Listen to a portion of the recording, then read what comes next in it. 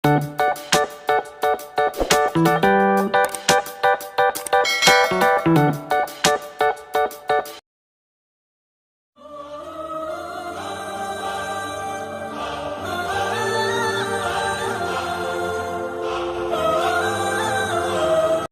dah dengan hadis yang kita bacakan tadi.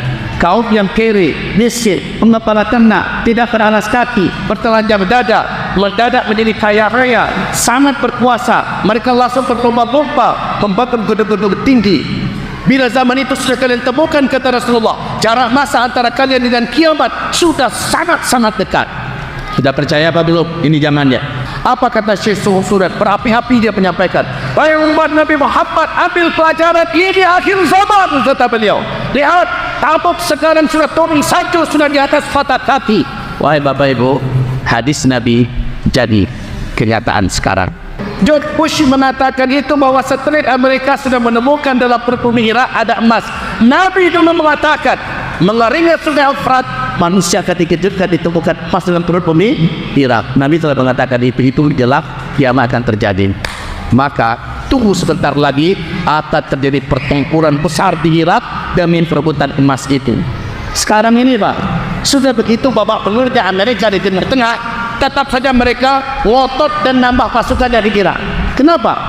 Karena mereka persiapan untuk mendapatkan emas yang dalam Irak. Sebentar lagi kita masuk ke fase kelima. Kata Nabi, Islam akan kembali memimpin seluruh dunia. Tapi hebat betul kata Nabi, di akhir zaman saat kiamat sudah semakin dekat, umatmu semakin rakus dengan dunia dan mereka semakin lemah, dan semakin lemah hubungannya dengan Allah. Jangan Bapak Ibu bilang sampai jam 11, sampai jam 12. Memang Bapak Ibu sanggup sampai jam 11? Sanggup? Saya tidak sanggup. Jadi apalagi kita sama-sama belum makan malam, menggigil kita nanti Bapak Ibu ya. Baiklah, wahai Bapak Ibu yang kami muliakan, sekarang saya akan ambil waktu lebih kurang tambahan setengah jam lagi untuk menekankan bahwa Bapak Ibu dan saya, kita semua, kitalah yang dimaksud oleh Nabi Muhammad dulu sebagai umat akhir zaman itu. Dari mana tandanya? Hadis Sahih Bukhari Muslim. Saat Nabi Muhammad ditanya oleh malaikat Jibril, saat itu Nabi sedang duduk dikelilingi oleh para sahabat-sahabat. Tiba-tiba datang malaikat Jibril yang menjelma dalam wujud seorang manusia yang sangat tampan dan bersih. Singkatnya, malaikat Jibril ini bertanya kapan kiamat. Nabi berkata, saya tak tahu. Awas ya, kalau ada ustadz, kiai, buya atau siapa saja yang mengatakan kiamat terjadi pada tanggal anu, bulan anu, tahun anu, maka sepakat kita katakan dia pendusta, karena tidak ada yang tahu kapan kiamat itu. Nabi berkata saya tak tahu. Tapi saat Nabi ditanya, ada enggak tanda-tandanya hai Muhammad? Kalau tanda-tanda itu sudah muncul, berarti kiamat sudah sangat dekat. Kata Nabi, ada. Maka dengan singkat Nabi langsung bercerita, antalidal amatu rabataha wa antaral hufatal 'alata ri'arata ri'asha yatatawaluna fil bunyan. Alhamdulillah. Apa artinya? Kalau engkau sudah menemukan suatu zaman, pada zaman itu kata Nabi, orang-orang yang sebelumnya miskin dan kere, mereka hanyalah sebatas penggembala ternak.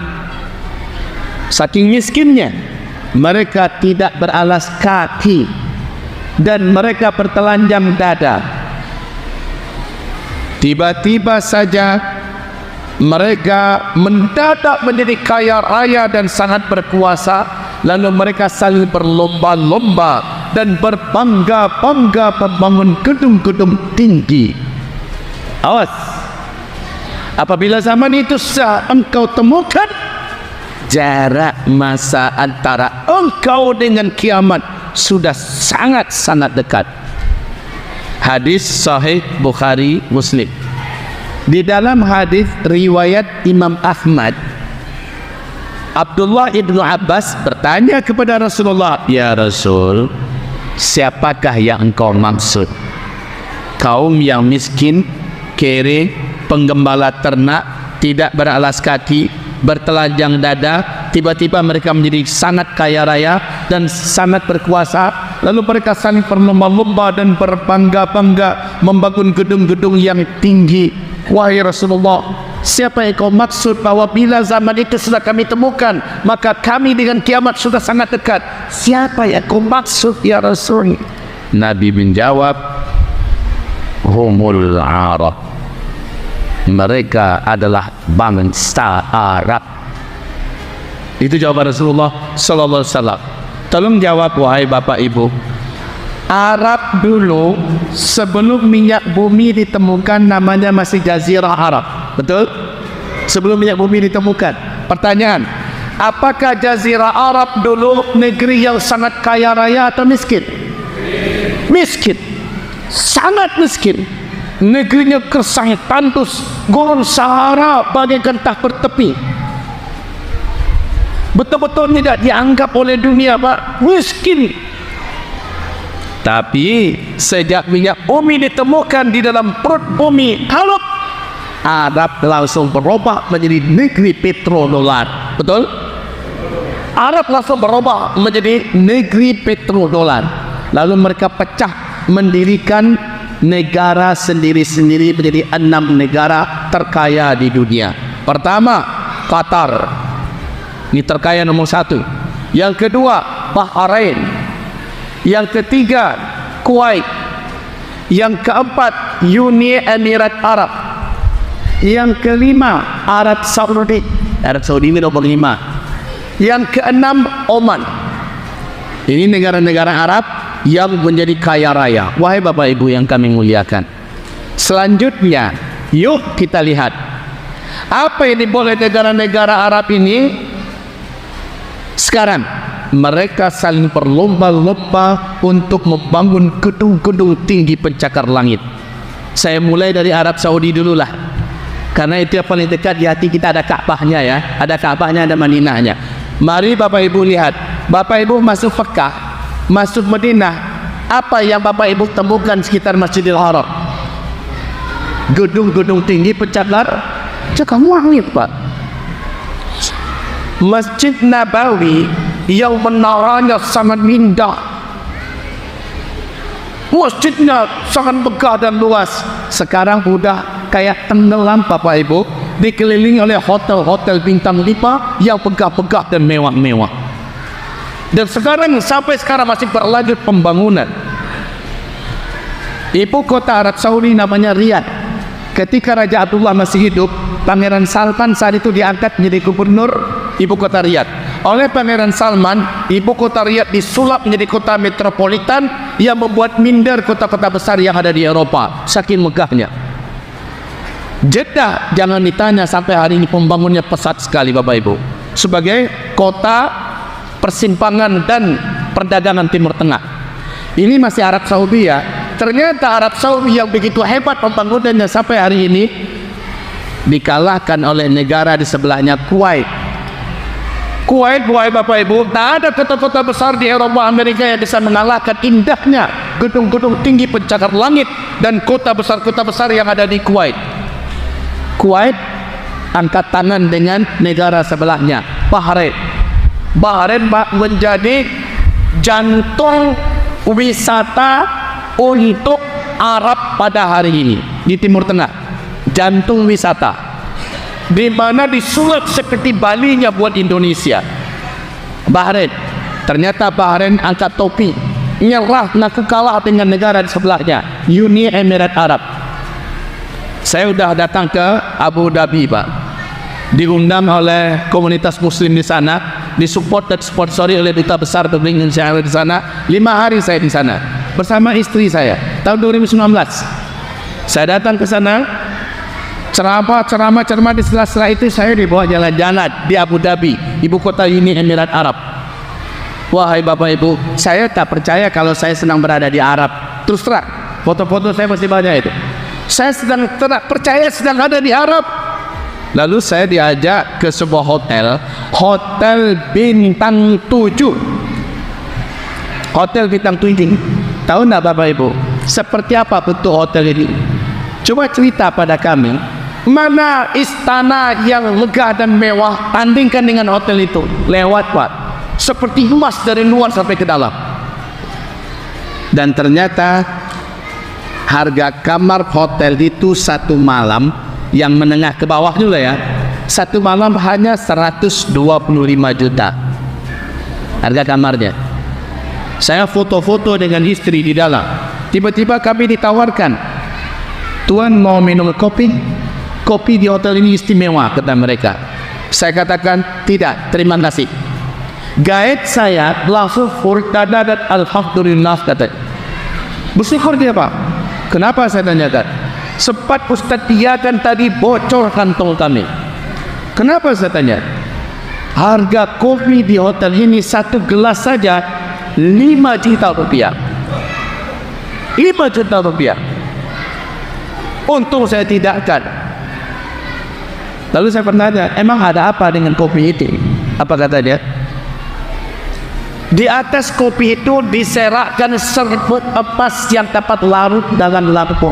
Baik, kopi diserakkan serbuk emas, emas itu dapat larut dalam lampu. Untuk apa Pak? Diminum sekarang, besok keluarnya sama kuning dengan kuning-kuning yang lain. Untunglah saya nolak, alhamdulillah. Keluar dari hotel, di hotel itu Pak, satu-satunya mesin ATM emas yang ada di dunia. Jadi kalau dimasukkan kartu ATM, ditekan nomor digitnya oleh warga dan penduduk sana, yang keluar bukan duit, bukan dolar, yang keluar batangan pentas Pak. Satu-satunya. Tahu nggak Bapak Ibu? Di Uni Emirat Arab itu, starter mobil polisi di sana itu adalah Lamborghini, Ferrari, mobil polisi itu Pak. Di sana, Allah.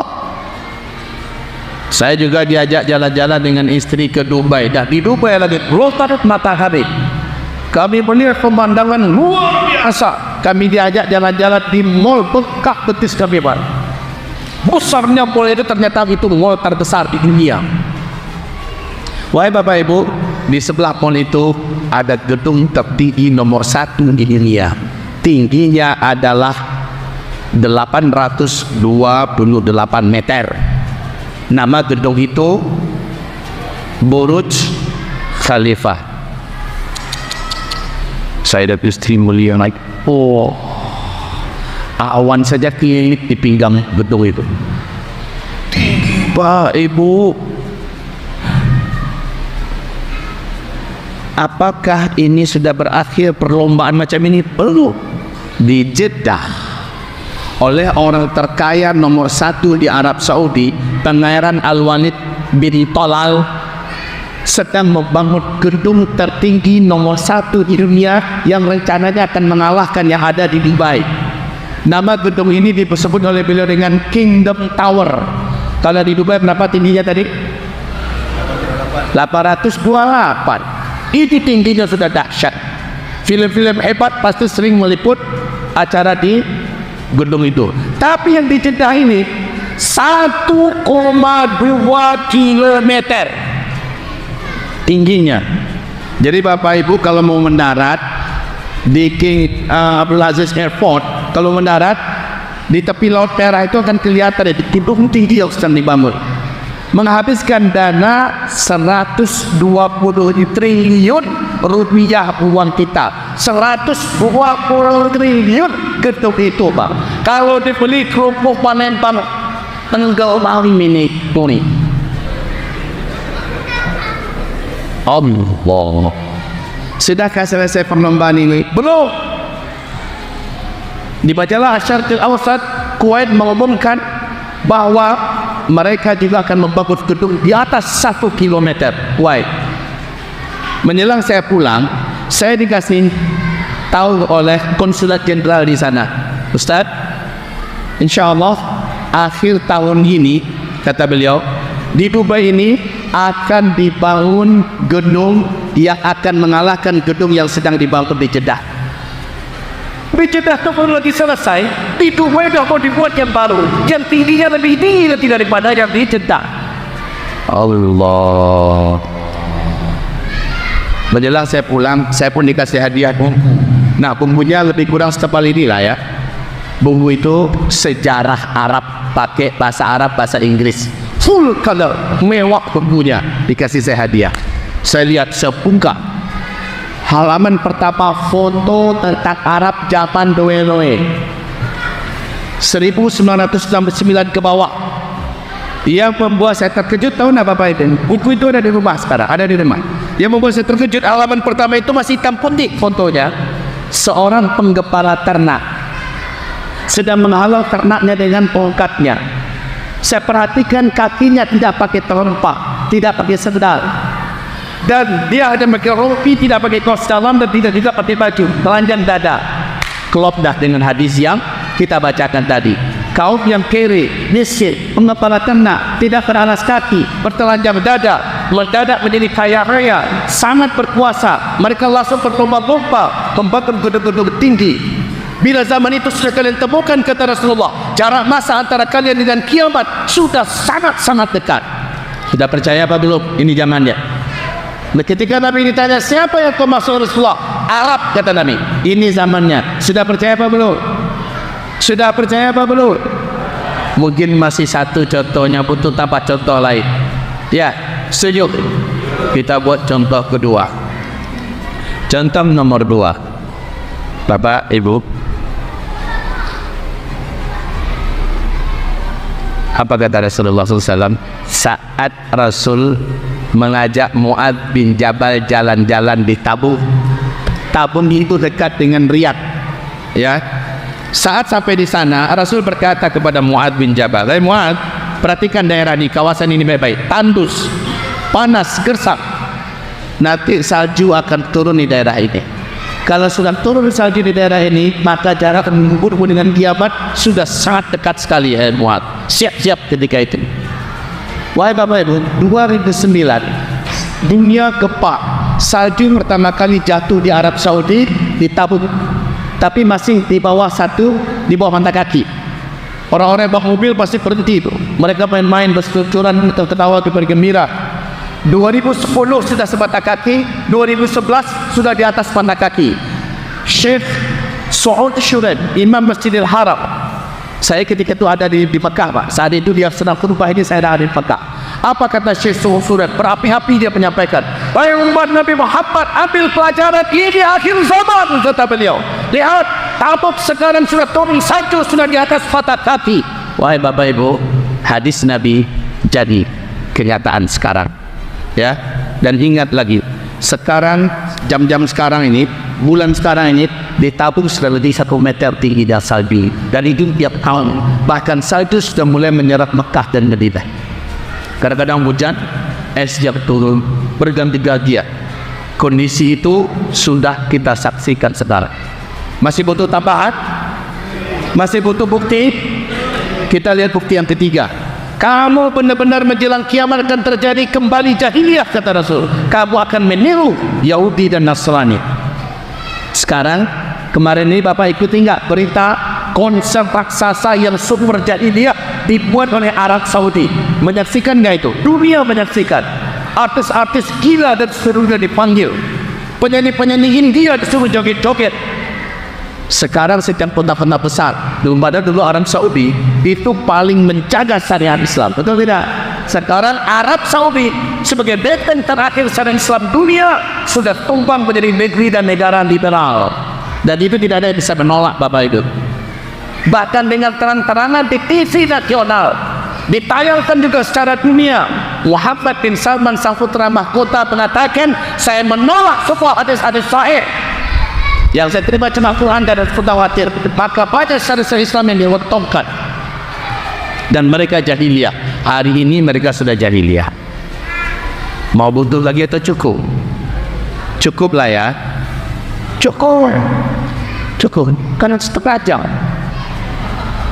Masalahnya kita harus ada finishingnya nih, harus ada pengikat. Saya kasih bukti terakhir lah. Sebenarnya banyak sekali. Kalau Bapak Ibu mau puas, silakan beli paket. Beli paket, buka di YouTube Puspa Media TV Channel. Nah tadi Pak Ketua mengatakan saya tak ngerti kenapa beliau dipanggil dengan Ustaz Akhir Zaman. Biar bisa mengerti, buka nanti Puspa Media TV Channel. Di situ uraian saya rinci Pak Ketua, rinci menguraikan tentang detik-detik akhir zaman dan fitnah-fitnah yang terjadi dan apa persiapan-persiapan kita agar selamat di akhir zaman. Saya uraikan dengan rinci. Silakan Bapak Ibu buka di Puspa Media TV Channel. Puspa tadi Ustadz Zulkifli Muhammad Ali ya, Puspa Media TV Channel. Oke, saya lanjut sedikit lagi. Bapak Ibu, Nabi berkata, la taqumu as-saa'ah hatta yahsinal furatu bi jabalin al-dhahab yaqtatilun nasu alaih. Tak akan terjadi kiamat, kata Nabi, sampai terlebih dahulu sungai Efrat yang mengalir di Irak kering. Wahai Bapak Ibu, majalah New York Times 2012 bulan Februari mengumumkan sungai Efrat sudah susut airnya 60%. Menurut pengamat dan ahli-ahli dari Amerika mengatakan bahwa bulan 2013 sungai Efrat akan kering total. Ternyata benar. Maret 2013 sungai Efrat yang ada di Irak sudah kering total sampai hari ini. Dan yang dahsyatnya hadis Nabi, sampai mengering sungai Efrat di Irak, lalu nanti manusia akan dikejutkan ditemukannya gunung emas di bawah sungai Efrat tersebut. George Walker Bush, masih ingat Bapak siapa George Bush ini? Masih ya?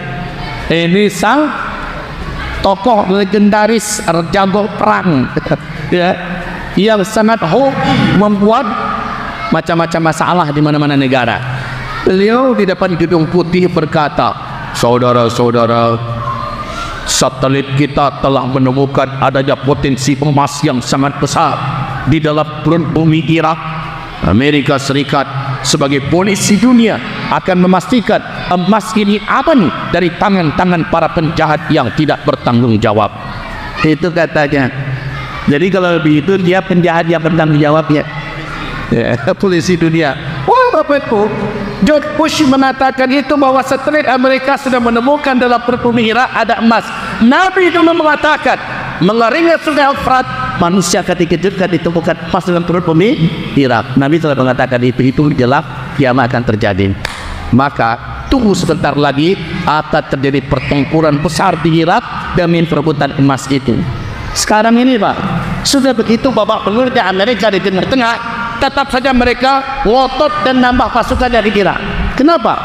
Karena mereka persiapan untuk mendapatkan gunung emas yang dalam Irak itu. Oke, ini penjelasan yang rasanya mukadimah lah sebagai pengantar.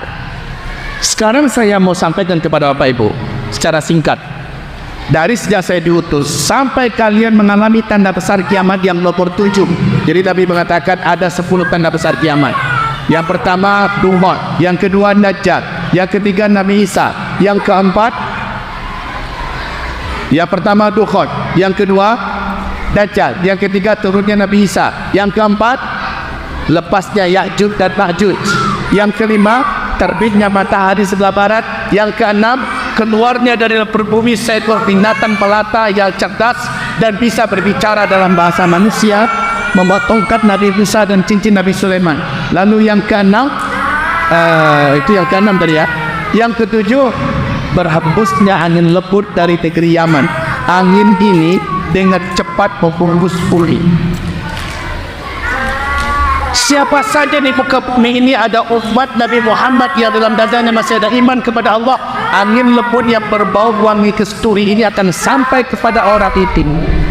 Ketika dia tersentuh oleh angin lembut itu, terhirup olehnya angin lembut yang dari Yaman tersebut Pak, di tempat itu saat itu juga dia langsung tergeletak meninggal dunia. Serentak seluruh umat Nabi sedunia meninggal dunia, meninggal yang lembut. Tanda besar kiamat yang ke-8, 9, 10, tidak ada satu pun umat Nabi Muhammad yang menyaksikan kejadiannya. Yang tersisa itu adalah orang-orang yang tidak kenal Allah sama sekali.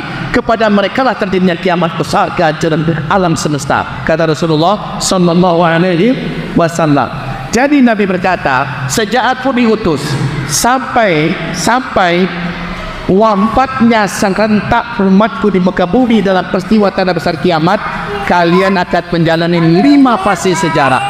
Dan dari 5 ini kita sudah di penghujung fase keempat sekarang. Sebentar lagi kita masuk fase kelima. Yang pertama, fase kenabian, itu Nabi Muhammad yang memimpin 23 tahun. Setelah Nabi meninggal, setelah itu fase Khulafaur Rasyidin 30 tahun. Setelah itu kata Nabi, fase para khalifah yang menggunakan sistem kerajaan. Dan ini sepakat seluruh ahli sejarah mengatakan sudah berakhir fase ketiga ini dengan runtuhnya Khilafah Islamiyah Al-Uthmaniyah di Turki pada tanggal 3 Maret tahun 1924. Fase ketiga. Fase pertama, kedua, ketiga Islam memimpin dunia. Fase keempat, Islam tidak memimpin dunia. Ini fase terberat. Inilah kita sekarang. Pada masa ini kata Nabi, umat Islam di mana-mana dibenci, dimusuhi, ulama dizalimi. Kalian pada masa itu benar-benar ditekan, kalian benar-benar ditindas. Pada masa itu kata Rasul, kalian sedang tidak memimpin dunia. Inilah masa kita sekarang. Orang yang sabar pada masa itu kata Rasulullah, orang yang tegar, orang yang istiqomah pada masa itu. Pada fase kita ini, fase keempat, pahala mereka dalam beramal amalan Islam 50 kali lipat pahalanya para sahabat. Allahu Akbar.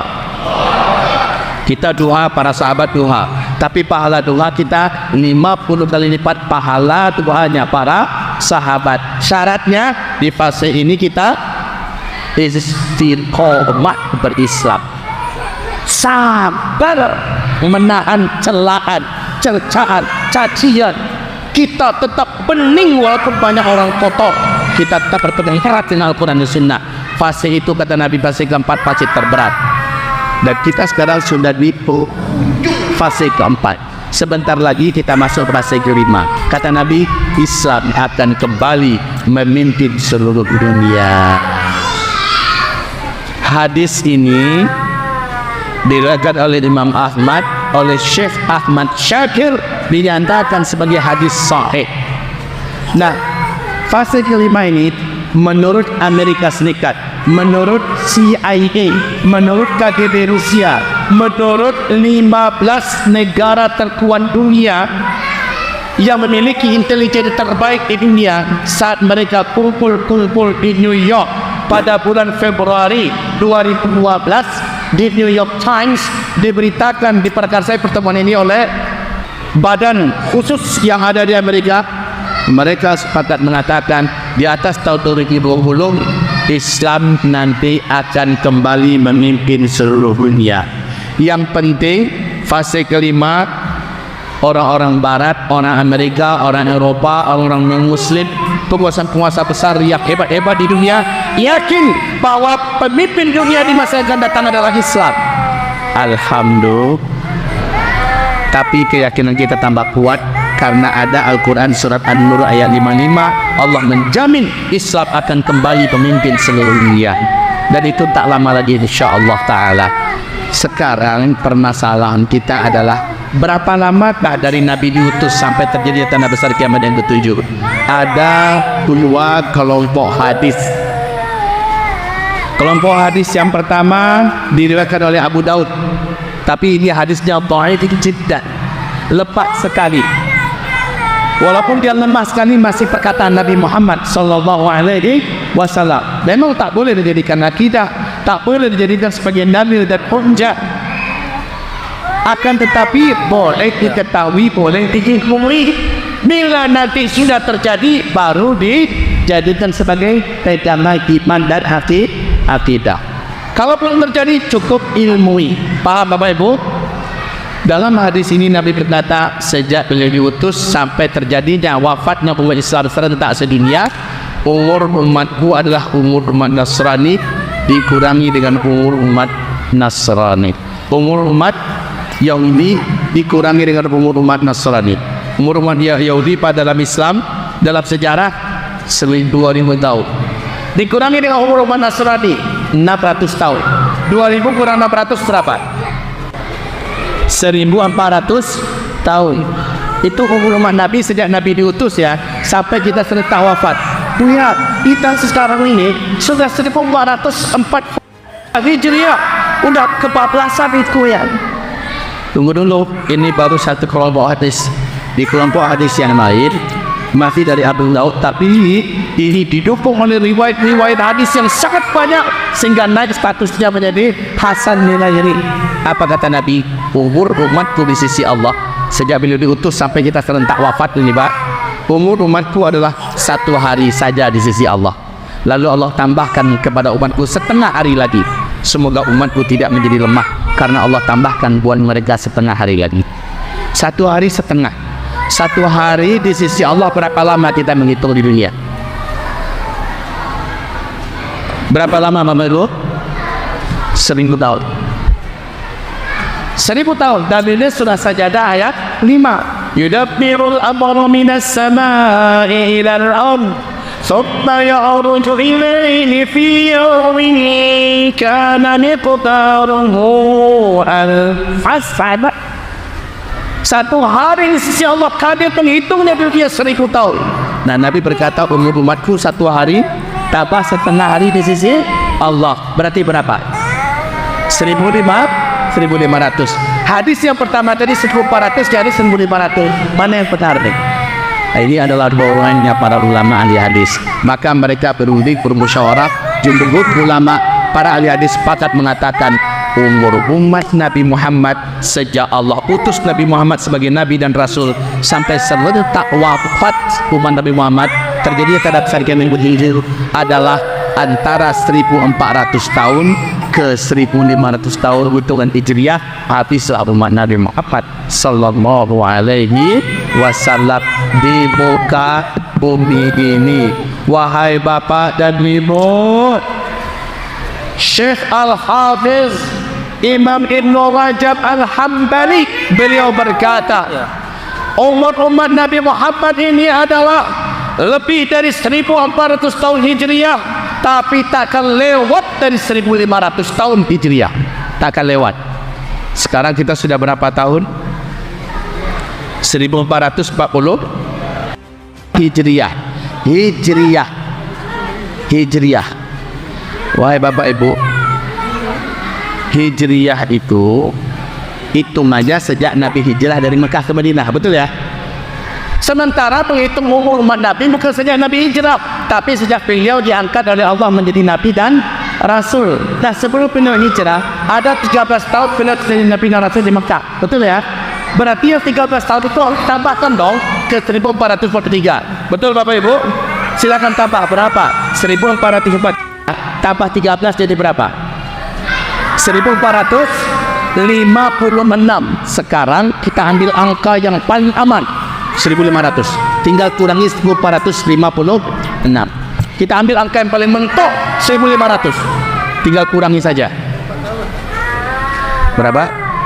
44 tahun paling lama umat Islam stay hidup di muka bumi ini. Wahai Bapak Ibu, ini dah sebentar lagi atau masih lama? Sebentar lagi apa masih lama? Sebentar lagi. Wahai Bapak Ibu, padahal ya itu kan hadisnya dhaif. Ya, tapi kan kami sudah sampaikan rambu-rambunya tadi.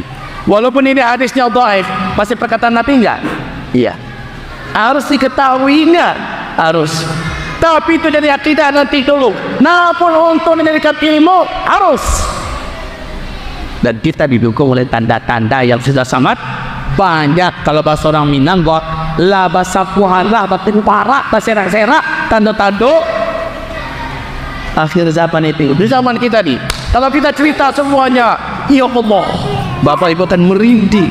Seperti kata Pak Kades kita tadi, merinding kita kalau Bapak Ibu mendengar. Sayangnya ini waktu kita cuma sebentar ya. Kalau enggak Bapak Ibu saya buat merinding semuanya bahwa ini adalah akhir zaman. Nah, kondisi di akhir zaman ini wahai Bapak Ibu wajar.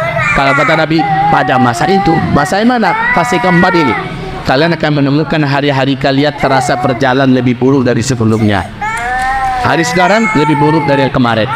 Hari besok lebih buruk dari hari ini. Terasa nggak itu Pak? Terasa nggak itu Bu?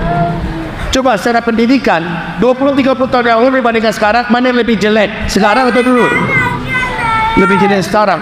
Secara moral anak-anak kita, secara adab akhlak anak-anak kita, mana yang lebih payah dan parah? Sekarang atau 20-30 tahun yang lalu? Sekarang. Secara ekonomi, mana yang lebih berat beban ekonomi? Sekarang atau 20-30 tahun yang lalu? Sekarang. Secara politik, mana yang lebih kacau karuan? Sekarang atau dulu? Sekarang. Secara bencana alam di mana-mana seluruh dunia lebih berat sekarang atau dulu?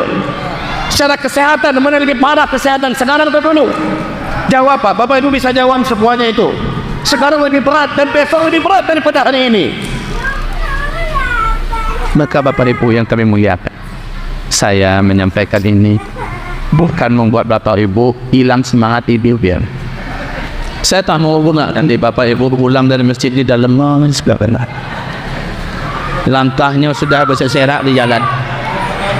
Sampai ke rumah ditanya oleh adiknya, bang, kenapa tinggi itu Pak pulang? Udah mau kiamat. Jangan gitu, bukan itu maksud saya. Bapak langsung dicoretnya anak bujangnya yang kelas 3 SMP. Nah, kau udah mau tamat kan? Iya Pak. Dengar ceramah tadi. Dengar Pak. Udah mau kiamat kan? Betul Pak. Gimana mau kuliah juga kau? Enggak lah Pak. Bagus sih. Kita besok kasih ibadah aja nak ya. Jangan kayak gitu. Itu kesimpulan yang salah ya. Atau yang udah mau nikah Januari Februari udah rencana nikah nih, dengar ceramah macam nih, buat surat ke calon mertua, ke calon istri, mengingat dah dekat kiamat, fokus ibadah aja lagi ya.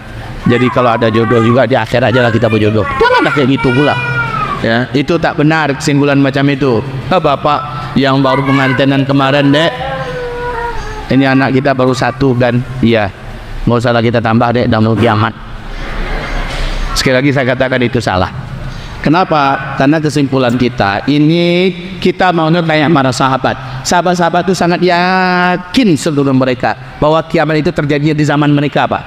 Ternyata keyakinan mereka itu berbuah manis kepada iman mereka. Iman mereka menjadi kokoh, mereka takut buat dosa, mereka sangat hebat beramal soleh. Mereka hidupnya ingin menjadi manusia yang paling berguna, paling bermanfaat. Mereka saling berpacu dan berlomba, mana yang paling banyak prestasi dari sisi Allah. Itu terjadi karena mereka yakin kiamat tidak lama lagi. Ternyata semua tanda-tanda itu nggak terjadi di zaman mereka, terjadinya di zaman kita ya. Harusnya yang punya semangat kayak para sahabat itu kita Pak, kita. Tapi hebat betul kata Nabi, di akhir zaman saat kiamat sudah semakin dekat, umatmu semakin rakus dengan dunia dan mereka semakin lemah, dan semakin lemah hubungannya dengan Allah. Hati-hati, semakin dekat kiamat umatku semakin rakus dengan dunia dan semakin lemah hubungannya dengan Allah. Hati-hati, kita harus buat kebalikan dari itu. Orang yang beriman di akhir zaman makin pekat imannya, makin kuat imannya. Nah, kesimpulan saya, Bu, Ibu jadi kelihatan pucat habis dengerin. Tadi seger-seger Pak, sekarang udah ya karena Ibu belum makan malam ya Bu ya. Ya Bu ya. Bu, saya kasih tahu sama Ibu, sama Bapak juga, seumur hidup sampai hari ini saya belum pernah makan malam. Alhamdulillah saya aman-aman aja. Saya selalu makan nasi. Makan malam, jadi jangan cemas Bu, nggak makan malam nggak apa-apa. Yang penting kita dapat makan nasi nanti ya. Bapak, Ibu, finish pembicaraan kita sekarang adalah dengan ini apa yang penting. Nabi berkata sallallahu alaihi wasallam, seandainya besok kiamat terjadi, besok kiamat terjadi, hari ini masih ada 1 butir biji kurma yang dapat kamu tanam hari ini. Padahal besok kiamat mau terjadi, tapi hari ini masih bisa kita tanam. Yuk, apa Nabi itu nggak tahu kalau hari ini biji kurma ditanam 4-5 tahun akan datang baru mulai bertuah? Tahu Nabi. Lalu kenapa Nabi tetap nyuruh tanam pada besok sama kiamat? Ini pelajaran penting loh ya. Maknanya apa? Sedekat apapun huru-hara akhir zaman terjadi, sedekat apapun, apa yang hari ini bisa kamu buat dari hal yang bermanfaat, walaupun buahnya nanti 20-30 tahun yang akan datang, tetap lakukan hari ini. Gitu Pak, maksudnya. Jadi jangan sampai Bapak melakukan hal yang negatif.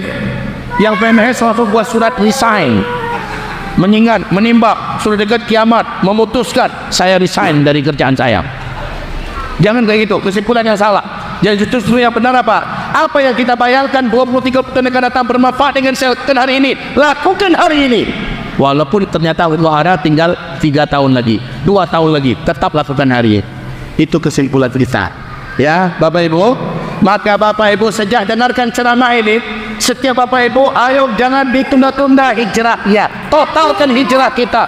Jangan ditunda-tunda amal solehnya, maksimalkan amal solehnya. Dan stop amal salah. Maksimalkan amal soleh, stop amal salah.